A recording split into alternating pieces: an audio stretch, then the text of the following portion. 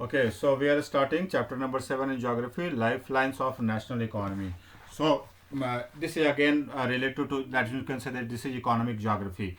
Okay, so here you can see that in an economy there are varieties of factors which make an economy strong, right? And which there are varieties of factors which are important for a successful economy, and one of them is transport.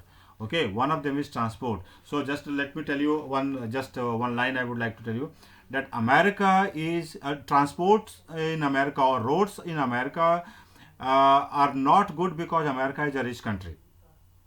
Okay, since roads are good, okay, that is why America is rich. Try to understand the difference. Roads are good, that is why America is rich. It is not that America is rich, that is why the roads are good. No. So what do you mean by that? That this is the lifeline of any national economy. You see, in Japan is such a small country, right? We have all the major cities, or small cities also have the air connectivity. We have the bullet trains also running at the speed of 250 kilometer to 300 kilometer, right? So much of investment is there in infrastructure, right? The best transport facility we have in the world is in Japan, right? Then also Japan is working for a new bullet train that will run at the speed of 634 kilometer per hour. Why do they need why do they need it in such a small country? It is not like India, it is not like America. Okay, that America is such a big country, or Canada is such a big country, that you need faster mode of transport and all these things. It's not nice, it's not like that. In a small country like Japan, they still are doing.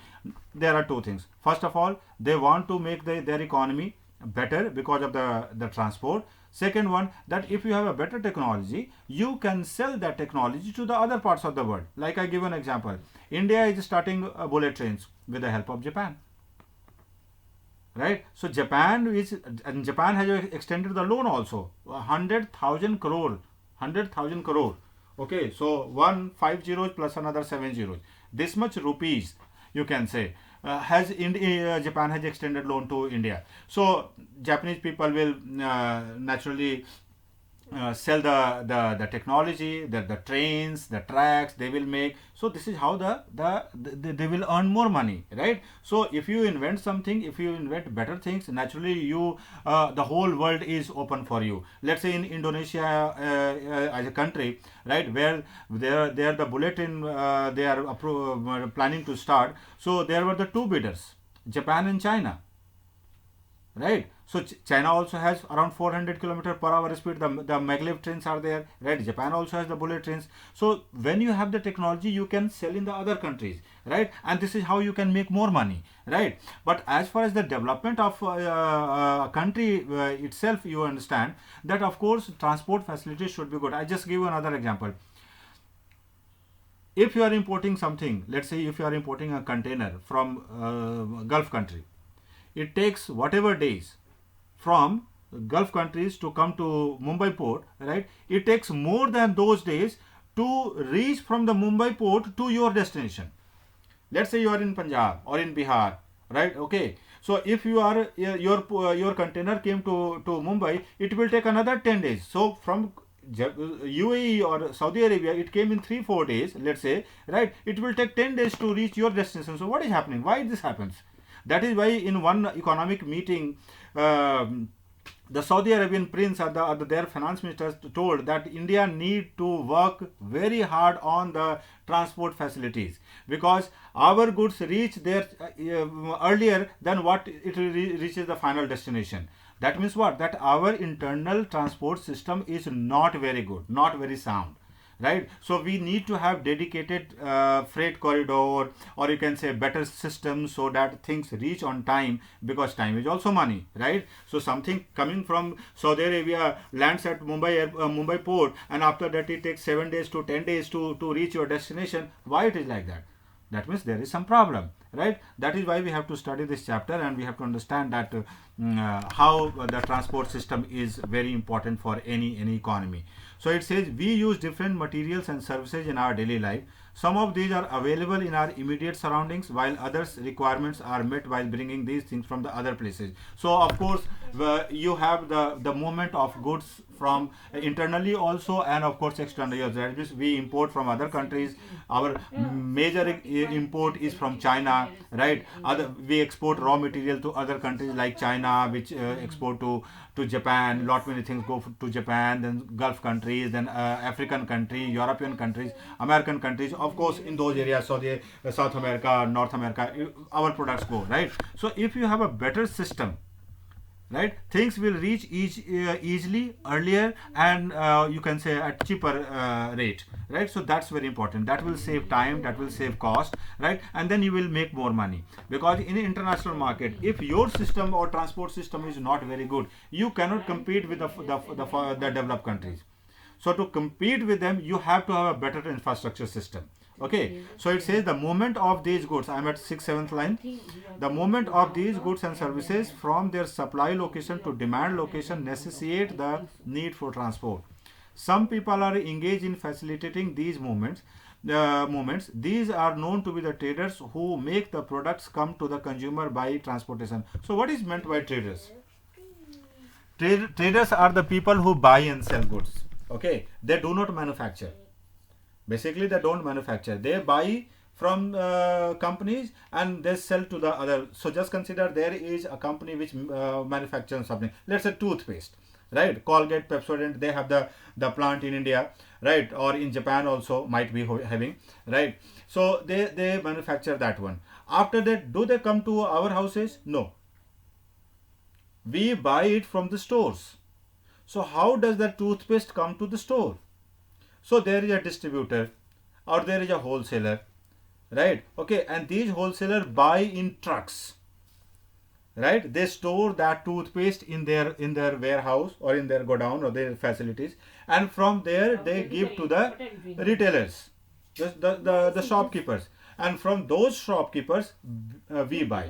So you can see there is a network of, you can say a chain of distribution.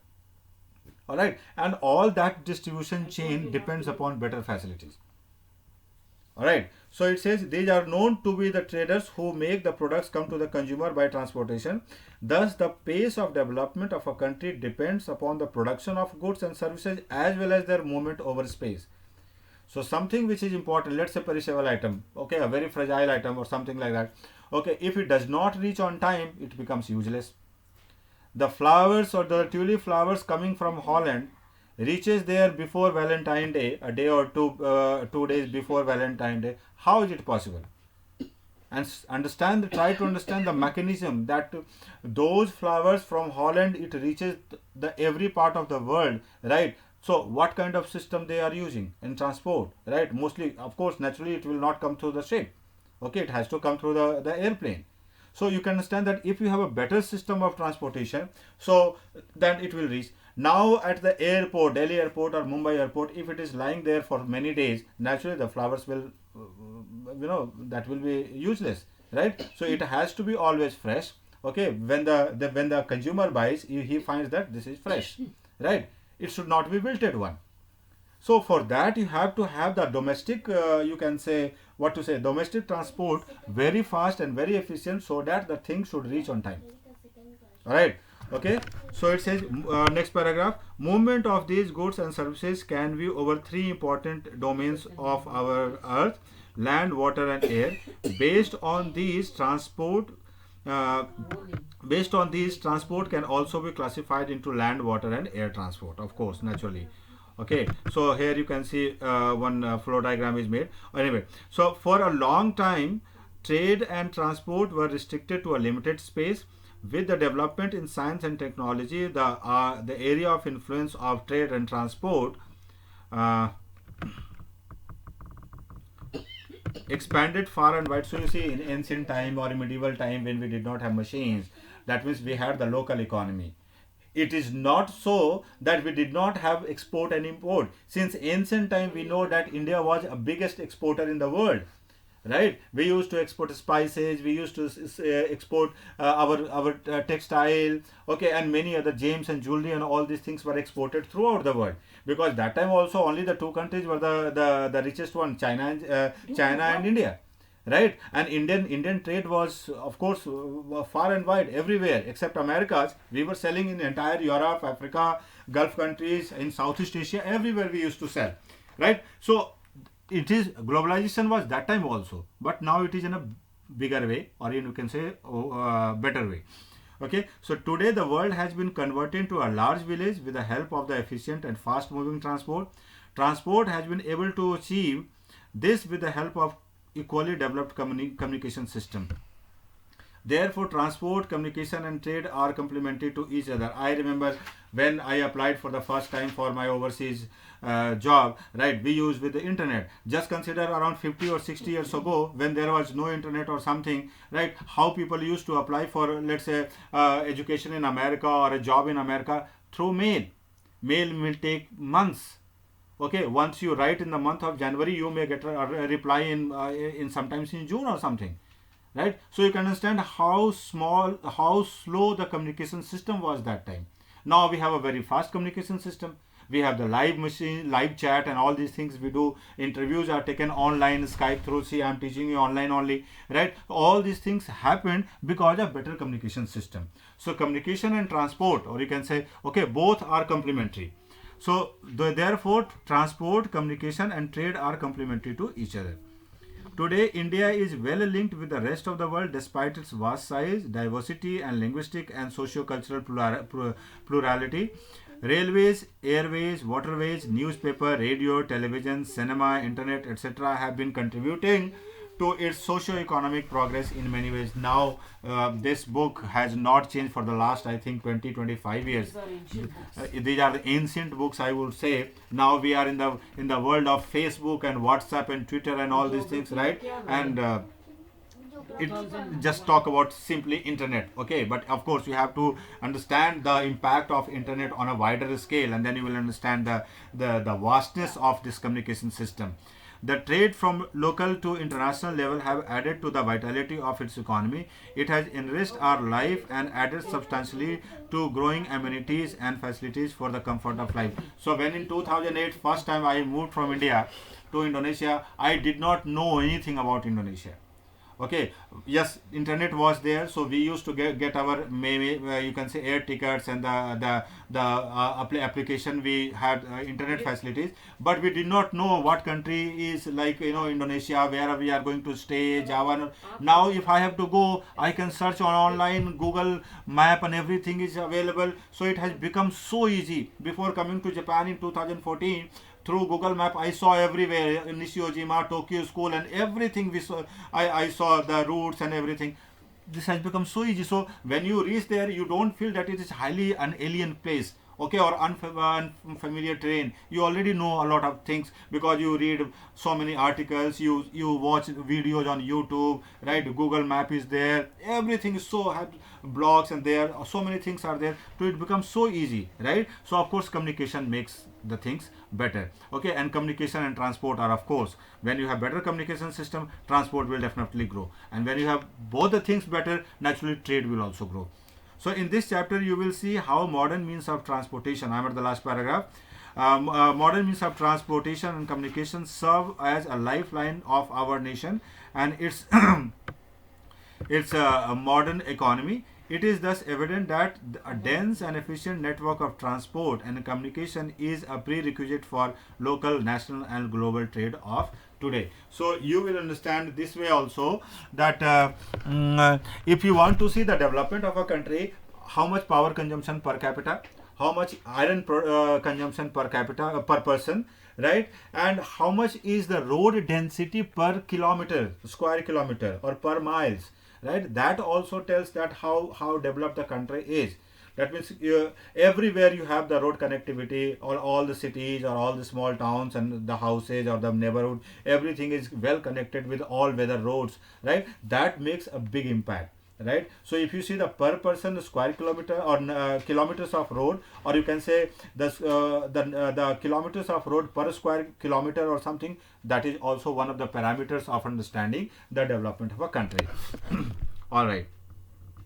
So moving to the next page, it says, so we are going to study about roadways. Of course, roadways, I will give you an example also anyway. So India has one of the largest road network in the world, one of the largest, but of course not a largest one. Okay, now we cannot have the largest one because our country, India, is not the largest country in the world, aggregating about 56 lakh kilometer. In India, roadways have preceded railways. They still have an edge over railways in view of ease with which they can be built and maintained. So naturally, roadways is cheaper than the railway, right? And it is easier also because it connects door to door, right? Of course, railway does not connect door to door, right? So it has more, you can say, advantages than the railways. Okay, the growing importance of road transport as compared to the rail transport is rooted in the following region. So here it is given over there. Okay, so you see 6 points have been given. So you should this is a question. All right. So why roadways has an edge over you can say the railways? So it says construction cost of road is much lower than the railway line. Roads can traverse comparatively more dejected and undulating topography. Everywhere you can have road. You can say even the hills also. You see the hairpin roads on the hills and the mountains, right? But railways cannot be there, right? And if you want to have railways, you have to dig tunnels. Okay, so if you just see that good network, if you talk about, let's say, the Japanese transport, you see, if you are traveling in bullet train, most of the time you are in the tunnel only. If you are on the expressway, most of the time you are in the tunnel only. Lot many tunnels are there, right? Tunnels. So what they do, naturally you have to, because you can't bend, and a country like Japan where you have mostly around 60 to 70% area is, let's say, the hilly or the mountainous area. So naturally you have no other option but having the tunnels only. Okay, so the cost of production also goes up very high here. Anyway, so roads can traverse roads can negotiate higher gradients of slope and as such can traverse mountains such as the Himalayas. Road transport is economical in transportation of few persons and relatively smaller amount of goods over short distances. It also provides door to door service, thus the cost of loading and unloading is much lower.